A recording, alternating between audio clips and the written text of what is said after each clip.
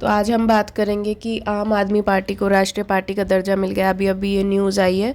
इसके अलावा जो 3 दलों में राष्ट्रीय पार्टी होने का दर्जा भी छीन लिया गया है। एनसीपी, टीएमसी और सीपीआई जिसमें शामिल हैं। और अगर हम इसकी बात करते हैं निर्वाचन आयोग की, तो 3 राष्ट्रीय पार्टियों और 2 क्षेत्रीय पार्टियों से दर्जा वापस लिया है इनमें।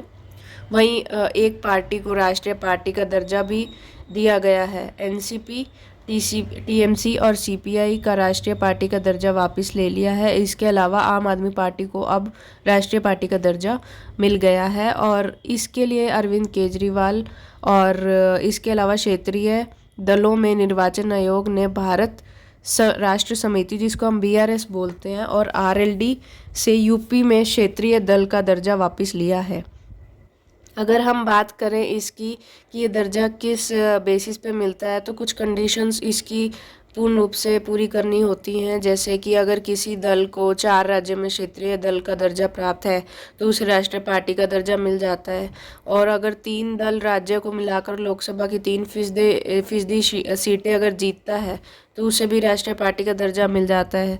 अगर कोई पार्टी 4 लोकसभा सीटों के अलावा लोकसभा चुनाव या विधानसभा चुनाव में 4 राज्य और 6% वोट हासिल करती है तो उसे भी राष्ट्रीय पार्टी माना जाता है। और अगर कोई भी पार्टी इन 3 शर्तों में से किसी एक शर्त को पूरा करती है तो उसे राष्ट्रीय दर्जा आसानी से मिल जाता है। अब इसके फ़ायदे क्या क्या होते हैं राष्ट्रीय पार्टी होने के? राष्ट्रीय पार्टी होने के फ़ायदे में इसको अगर हम देखें तो इसका चुनाव चिन्ह का आवंटन किया जाता है। दूसरा, राष्ट्रीय पार्टी के चुनाव चिन्ह को पूरे देश में किसी अन्य पार्टी के द्वारा प्रयोग नहीं किया जा सकता, क्योंकि इसकी मान्यता प्राप्त राज्य और राष्ट्रीय दलों को नामांकन दाखिल करने के लिए केवल एक प्रपोजर की आवश्यकता होती है।